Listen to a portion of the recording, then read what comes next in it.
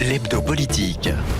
Bonjour et bienvenue dans ce spécial magazine municipal qui s'intéresse à la ville de Rouen. 7 candidats en lice et notre invité aujourd'hui c'est Jean-Michel Bérégovoy. L'hebdo politique sur Sensation Normandie.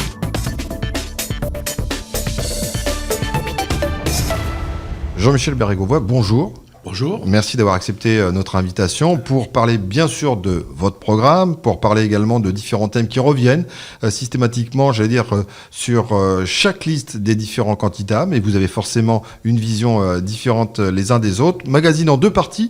Une première partie qui va aller sur votre programme, mais aussi sur une partie très importante, c'est l'environnement et l'écologie. Et puis une deuxième partie qui sera introduite par 3 questions qu'on a souhaité poser à chacun des candidats, et puis la suite des thématiques qu'on aimerait aborder avec vous. Tout d'abord, un petit portrait qui vaut ce qui vaut, c'est court. Jean-Michel Bérégovoy. Alors, je tente quelque chose, mais j'ai peur que Jean-Michel Bérégovoy me coupe tout de suite. J'ai marqué d'origine russe parce qu'à l'époque de votre aïeul qui a quitté l'Ukraine, cette dernière n'était pas encore libre. Je parle de l'Ukraine. C'était il y a à peu près un siècle avant, c'est en février 1917, la fameuse révolution de février. Donc, liberté qui ne durera d'ailleurs que quelques années avant de retomber sous le joug soviétique. Bref. Adrien Bérégovoy arrive en France et aura 4 enfants avec une dévillaise, votre grand-mère Irène Baudelin. Je fais court. Vous, Jean-Michel, vous êtes le fils de Michel, personnage emblématique du Parti Socialiste ici à Rouen et neveu de Pierre Bérégovoy, entre autres, Premier ministre sous l'ère Mitterrand, première formule. Très vite, vous vous passionnez pour la chose politique dans le sens d'aller à la rencontre des autres et de donner la possibilité à ceux qui n'osent pas prendre la parole de leur permettre, soit par votre voix, soit par d'autres moyens, de se faire entendre. Petite différence d'essence, on va dire, avec votre courant familial. Votre parfum sera la chlorophylle, eux c'est plutôt la rose. Entendre et transmettre, c'est aussi ce que vous faites professionnellement en tant qu'enseignant, professeur des écoles sur les quartiers hauts de Rouen. Vous devenez conseiller municipal de la ville de Rouen il y a une grosse dizaine d'années, en charge notamment de la coordination des outils de la démocratie participative, de la politique de proximité, je pense qu'on en reparlera, et de l'économie sociale et solidaire, adjoint de quartier, chargé de quartier, conseiller communautaire également, de la métropole à Rouen-Normandie. Vous avez communiqué assez rapidement votre candidature comme tête de liste EELV, mais pas que. Il n'y a pas que, on va y revenir, il n'y a pas que le mouvement. Et vous avez intitulé votre mouvement « Réenchantons Rouen ». On reviendra parce qu'avant ça s'appelait « Décidons Rouen ». Et c'est vrai que là, on est sur autre chose. Et puis, vous n'auriez peut-être pas imaginé une campagne comme celle-ci il y a 2 ans. Et comme on dit, jamais 304, celle-ci semble être la bonne. Et je ne parle pas que des opinions, des sondages d'opinion. Vous avez le vent en poupe, Jean-Michel Bérégovoy. C'est ce qu'on dit en tous les cas, c'est ce qu'on ressent sur le terrain. Je dis nous parce que en réalité je suis là, mais je représente une équipe d'abord, beaucoup de gens, hommes et femmes formidables qui ont décidé de se lancer dans cette aventure. D'écrire un peu une nouvelle histoire de notre ville, c'est quelque chose à la fois d'exaltant et en même temps, ça nous permet de re-questionner nous-mêmes sur ce qu'on veut faire, ce qu'on est, comment on fonctionne, comment on a envie de faire de la politique autrement sur cette ville.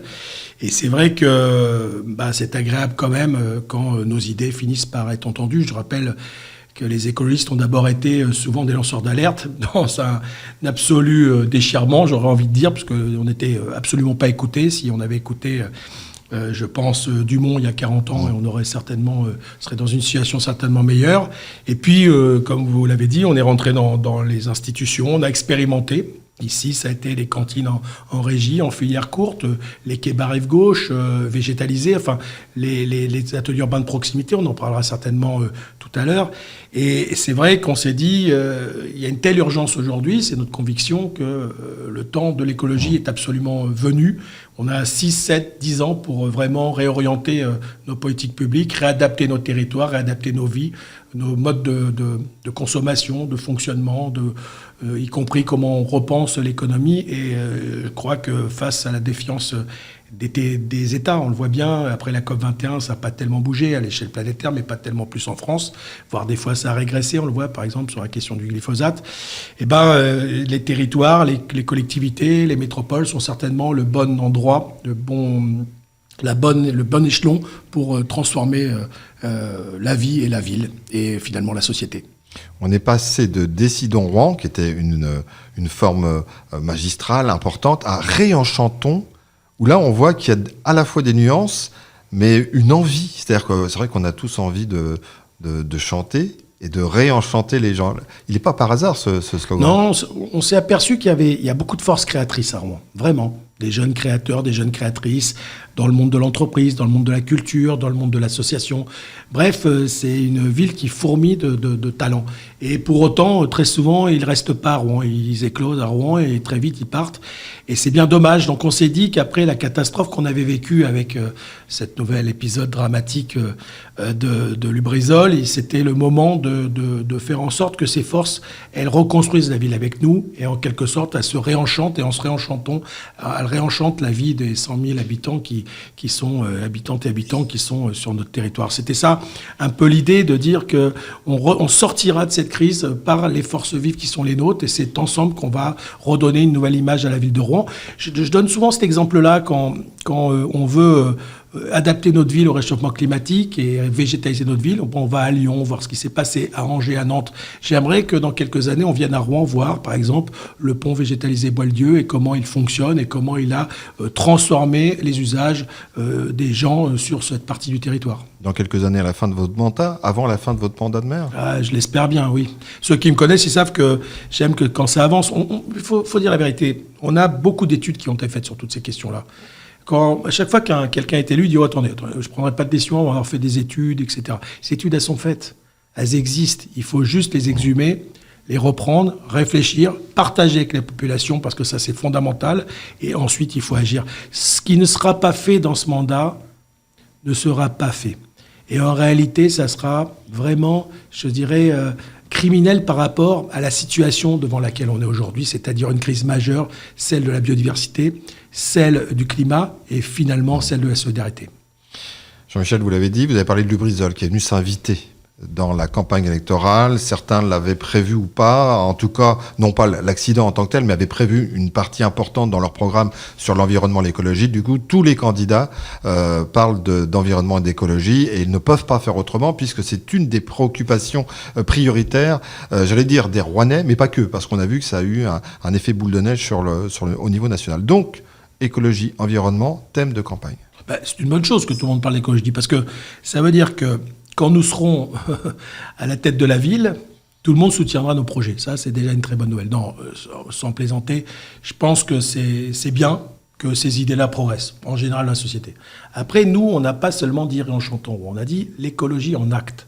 C'est-à-dire, c'est pas seulement j'en parle avant les élections. C'est je le mets en acte quand je suis en situation de pouvoir transformer, mettre en place des politiques publiques. Mais ça, même vos adversaires ne peuvent pas vous le reprocher. On sait que depuis que vous êtes à la mairie de Rouen, notamment conseil municipal, vous avez toujours eu ce discours-là. Ça, c'est pour ça que nous, non seulement on avait un temps d'avance sur l'écologie, mais on a eu un temps d'avance sur l'acte, c'est-à-dire la mise en place de projets écologistes sur la ville, sur la métropole et finalement sur la région. Donc on a pris un temps d'avance déjà, mais en réalité, ce que j'attends, c'est de voir si les paroles que disent les autres vont vraiment, elles, aboutir sur des vrais projets. Pourquoi ? Parce que, je donne un exemple très, très, très simple. Ils sont tous d'accord pour dire qu'il faut arrêter d'artificialiser parce que c'est plus comme ça qu'on doit construire. L'étalement urbain, c'est dramatique. On a besoin des terres agricoles, on a besoin des zones naturelles.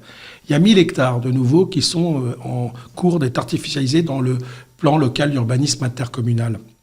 Nous avons déposé une motion d'urgence à la ville de Rouen en disant « Soutenez-nous, si la ville de Rouen unanime demande que ça soit retiré, alors peut-être qu'on aura gain de cause. » Seuls les Verts et leurs alliés, les communistes qui sont sur notre liste, oui, les gens de génération qui sont sur notre liste et les citoyens qui sont déjà élus à la ville ont soutenu cette motion d'urgence. Tous les autres ont voté contre. Alors, bien sûr, depuis, on a réussi à faire retirer, on le saura dans quelques jours, quelques centaines d'hectares de cette artificialisation dans le cadre de ce PLUI. Mais on voit bien que dès qu'on est dans l'acte, c'est beaucoup plus difficile parce qu'il y a un sujet sur lequel il faut qu'on soit un petit peu sérieux quand on discute politique et qu'on discute politique locale. C'est la question et la place des lobbies. Des lobbies qui sont toujours là, présents pour dire aux politiques, attention, on a quand même besoin de faire du béton, de la route, etc. Et parfois, même un peu trop souvent, nos partenaires ou nos adversaires sont très sensibles à ces arguments-là.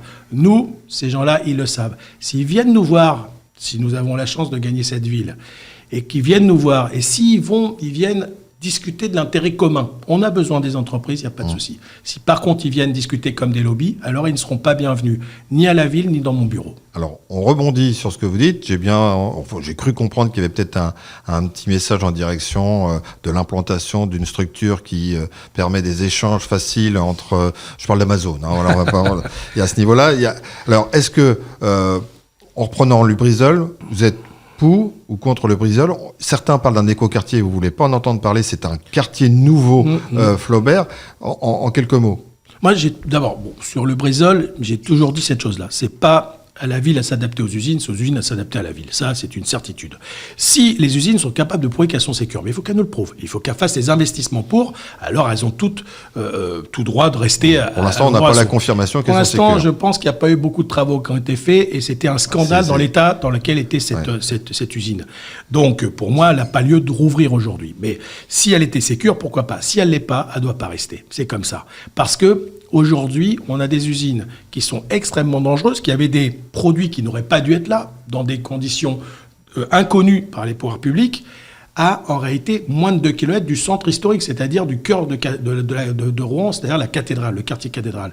Et nous, quand nous demandons les scrutins, le vote aux gens, c'est aussi pour leur garantir une certaine forme de sécurité. Hein. La sécurité, c'est pas seulement dans la rue, bien sûr qu'il faut l'avoir, mais c'est aussi la sécurité par rapport à ces structures qui sont très dangereuses et qui sont nombreuses dans notre vallée de Seine. Donc il faut qu'on soit extrêmement vigilant là-dessus et qu'on parle avec un langage clair, ferme et surtout pas, comment dirais-je, vous savez, moi j'ai toujours été surpris. Je me demandais pourquoi il y a quelques années on s'était jumelé avec Cleveland. Je disais pourquoi on n'ira jamais là-bas et tout. Cleveland, c'est la ville de Lubrizol. Voilà, on a tout dit là-dessus. C'est la ville de Lubrizol. La ville de Rouen est jumelée avec la ville de Lubrizol. Moi, je trouve que c'est un scandale parce qu'on n'a jamais eu d'échange réel avec eux. Autant on a des échanges avec Ningbo en Chine, on l'a vu au moment de cette grande fête qui est Graines de Jardin, etc. On s'apprête à faire un jardin à Ningbo avec nos techniciens. Les techniciens chinois nous ont proposé un jardin ici. Donc on voit qu'on a un échange, par exemple, avec cette ville. Aujourd'hui, avec Cleveland, le seul échange, c'est un lobby qui s'appelle Lubrizol et qui pèse de tout son poids sur les pouvoirs publics, à la fois nationaux, à la fois locaux. Il nous reste 20 secondes avant cette première pause pour un mot sur le vrai-faux écoquartier. S'il n'y a plus Lubrizol, il peut rester. Mais oui, moi j'ai jamais appelé écoquartier, mais il faut construire la ville sur la ville. Et sur de la friche industrielle, ça a du sens de faire ça. Et en plus, ça a d'autant plus de sens qu'il y a 5000 emplois qui devraient arriver, que c'est emplois de tertiaire. On manque d'emplois de tertiaire. La différence qu'on a avec Nantes, avec Rennes, avec Caen, c'est qu'on manque complètement de ces emplois-là. Et c'est ces emplois-là aujourd'hui qui développent les villes. Et là-dessus, il y a une étude intéressante qui a été faite par la Chambre de commerce et d'industrie ils appellent ça objectif 2030, je crois. C'est qu'ils ont interrogé 3000 chefs d'entreprise. Qu'ont dit les 3000 chefs d'entreprise? Ce qu'il faut à Rouen, c'est un cadre de vie, végétaliser la ville, et la deuxième chose, avoir des services publics de proximité. Nous, on pense que Flaubert peut permettre à la fois d'avoir ces choses-là, et en plus d'attirer des emplois nouveaux qui vont dynamiser notre territoire. Jean-Michel Bérégovoy est notre invité dans le magazine des municipales sur Radio Sensation. L'hebdo politique.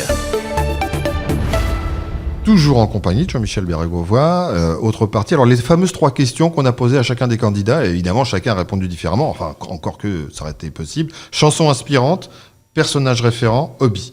À la chanson inspirante, vous avez répondu les Stones, les Rolling Stones. Alors là, il n'y a même pas de m'en poser la question Beatles ou Rolling Stones, c'est les Stones et c'est Gimme Shelter. Oui, j'aurais pu dire Helter Skelter des Beatles. Ah parce oui. ou Stairway to Heaven de Led Zeppelin. Je fais partie de ces gens j'avais une sœur qui écoutait du rock'n'roll quand j'étais tout jeune et une sœur qui écoutait plutôt Henri Tachant, François Béranger. Et j'ai basculé du côté rock'n'roll. C'était plutôt les Who, Let's See Action, c'était plutôt T-Rex. Et tout naturellement, j'ai comme ça digressé pendant près de 50 ans dans un monde qui est le monde de la musique un peu rock'n'roll. Ouais.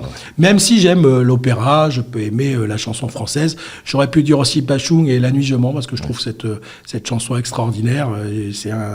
Elle est bouleversante, surtout quand on sait la suite de son histoire. Mais voilà, c'est Gimme Shelter. Je trouve que cette chanson est juste incroyable. Elle donne envie de danser. Et nous, on avait pensé comme chanson inspirante, c'était peut-être une chanson de vos sœurs. En tout cas, on avait retenu un prénom, Carole, par rapport à une ma chanson compagne. aussi. Oh, je sais pas, je n'arrive.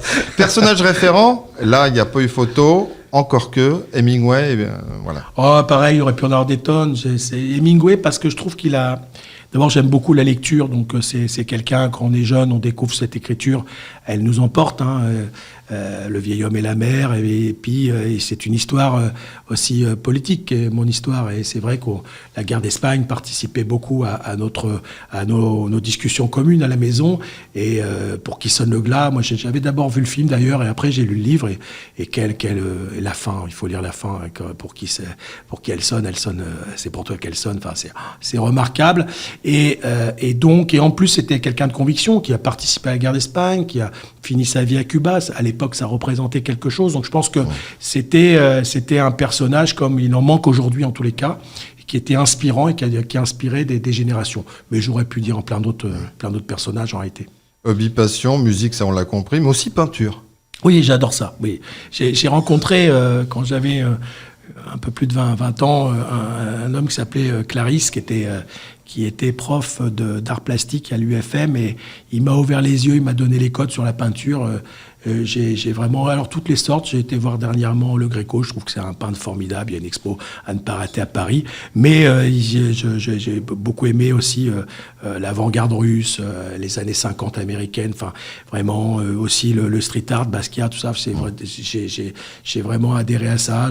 J'aime aussi Rubens, enfin tous les styles, parce que je pense que c'est la culture sous toutes ses formes, ça a été le premier langage universel. Les gens ont commencé avec la musique, avec des sons, et puis aussi avec des petites sculptures, des peintures, à finalement communiquer entre eux. Et si on communiquait un peu plus avec la culture, je pense que le monde serait certainement bien plus merveilleux. Dans un instant, on va parler de gouvernance et de proximité, mais je vous fais exprès cette question. Les questions environnementales ont été relancées à Rouen, d'où l'intérêt des médias nationaux et parisiens. Il y en a plein de médias qui sont... Alors, est-ce qu'on peut parler d'hypocrisie des médias, d'opportunisme, ou tout simplement d'effets alimentés naturellement par l'actualité? Enfin, une chose est sûre, c'est que les médias sont venus énormément à Rouen, alors qu'ils ne le faisaient pas sur les autres élections municipales, parce que Jean-Michel Bérégovoy a le vent dans le dos et avance. Je pense que c'est aussi une des raisons qu'ils sont venus, c'est parce que vous êtes bien dans les sondages et vous êtes un personnage. Oui, peut-être que c'est ça. En tous les cas, c'est bien qu'ils mettent... D'abord, avoir la lumière sur Rouen, c'est toujours intéressant. On a une belle ville, on a des gens formidables, donc de parler de notre territoire, c'est quand même quelque chose de bien.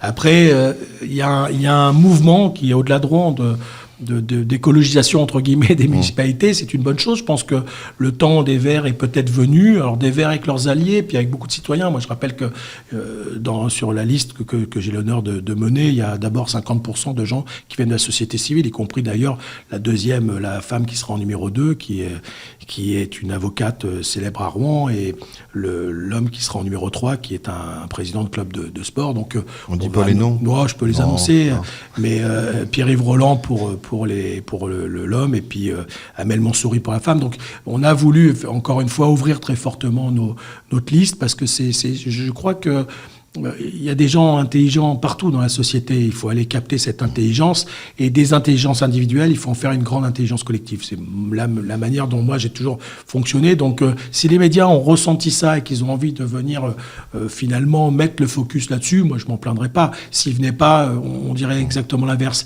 Après, ça doit pas nous empêcher d'être sérieux, de travailler, d'aller au contact des habitants, de pas faire des promesses qu'on ne tiendra pas, mais surtout d'assurer et d'assumer un programme qui, de notre point de vue, est absolument fondamental pour les années à venir, à la fois pour notre territoire, mais en réalité bien au-delà. On va construire des choses ici qui ont un impact sur l'ensemble de la planète. C'est ça l'idée. C'est penser global, agir local. C'est ce que m'a appris l'écologie politique quand j'y suis rentré il y a une vingtaine d'années, et je crois que c'est toujours d'actualité. Lors de votre mandat qui arrive à terme à la municipalité rouennaise, vous avez été monsieur démocratie participative, monsieur Cartier. Alors on va parler gouvernance, et évidemment ce qui nous intéresse maintenant, parce que là encore, vous l'avez parlé dans la campagne, vous rencontrez des gens, vous êtes à l'écoute, ça peut modifier une partie éventuellement de tel ou tel projet ou de programme. Comment vous envisagez la gouvernance municipale si vous êtes maire le 22 mars prochain ? Si on veut vraiment réadapter complètement notre territoire, ça veut dire qu'on ne peut pas le faire sans les habitants. Ça, c'est une évidence. Je crois que Cœur de Métropole, s'il avait été un peu plus connecté avec les habitants et leurs attentes, on n'aurait pas fait les places comme celle Eugène Delacroix, qui est totalement comment dirais-je, elle n'est pas du tout végétalisée. Enfin, il y a un vrai sujet là-dessus qui est extrêmement grave. On pouvait faire ces erreurs-là il y a 40 ou 50 ans. En 2019, c'est impardonnable, franchement. Et je pense que, quand on discute d'ailleurs, y compris avec les commerçants du coin, ils nous disent, mais nous, on aurait bien voulu avoir de la végétalisation et sur cette place, parce qu'ils sentent bien que c'est ça qui va faire qu'on va rendre cette ville beaucoup plus apaisée, beaucoup plus attractive. Donc, si on veut le faire, il faut absolument qu'on soit en connexion directe avec les gens en permanence.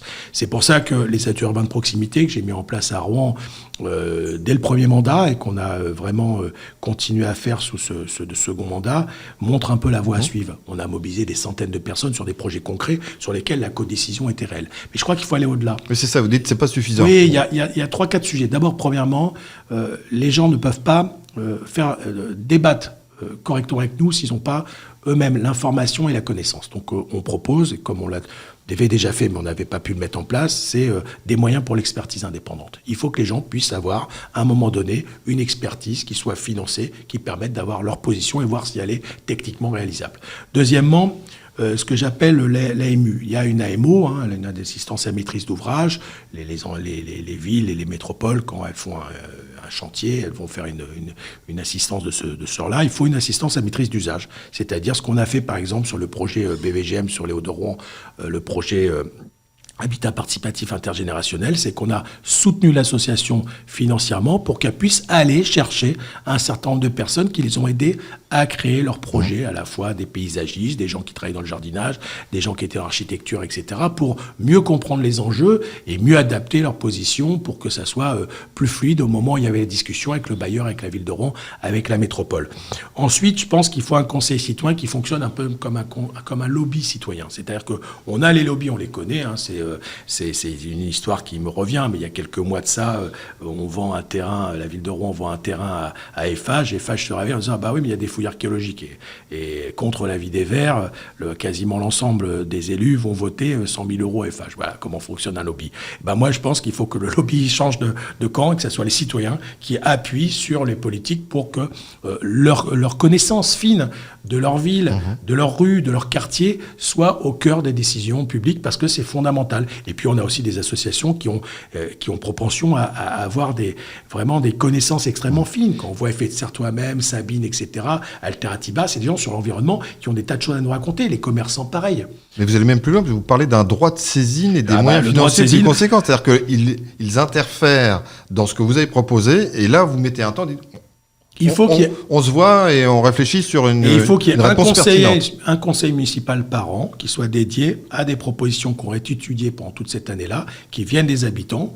On saisira le conseil municipal et on fera valider par le vote, bien sûr le vote des élus, des propositions, des projets qui viendront des habitants eux-mêmes. Je pense que c'est fondamental. C'est comme ça qu'on reconnecte la société, les citoyens avec la politique. Parce qu'aujourd'hui, c'est extrêmement compliqué quand même. La preuve, c'est que vous êtes maire, tout de suite, vous démarrez avec des états généraux dès le début du mandat. Toujours, parce que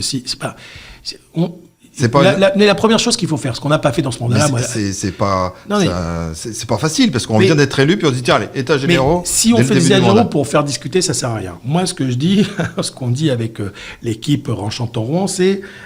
Dès le début, il faut faire un plan pluriel d'investissement. On a besoin d'investissement. Réadapter la ville, ça veut dire réenchanter la ville, ça veut dire beaucoup d'investissement malgré tout. On a les moyens de le faire. On peut aujourd'hui emprunter sans problème. On est à un niveau d'endettement qui est extrêmement faible. Donc, on est en capacité de le faire. Et d'ailleurs, on a intérêt de le faire pour être un peu autour de la table, avec les autres financeurs, un peu à égalité. Ce qu'on n'a pas su faire pendant ce mandat-là, où la métropole dominait complètement les investissements sur notre ville. Donc, il faut qu'on reprenne ça.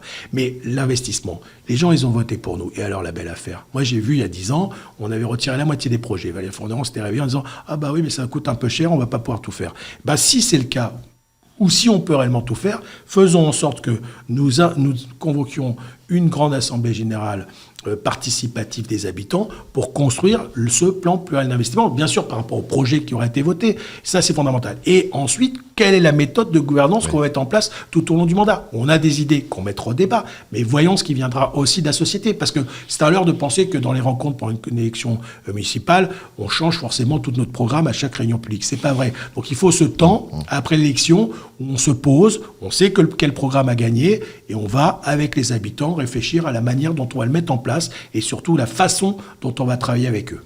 Jean-Michel Bérégovoy, il nous reste 1 minute, c'est la question politique. Vous êtes au second tour, vous arrivez en tête ou pas, vous pouvez travailler avec Nicolas Meyer-Rossignol. Évidemment, j'ai toujours fait. Moi, j'ai toujours été derrière les socialistes pendant des décennies, et moi ou les autres. On a toujours été au deuxième tour. Alors fidèle. je retourne la question, il peut travailler avec vous ? Je le souhaite en tous les cas, et c'est une intelligence, c'est quelqu'un qui a propension à avoir des idées, à débattre. Il a tout à fait sa place dans notre équipe, parce que je dis bien notre équipe, pas celle de Roche-en-Toron, mais d'une équipe nouvelle qui serait celle qui se serait rassemblée au second tour.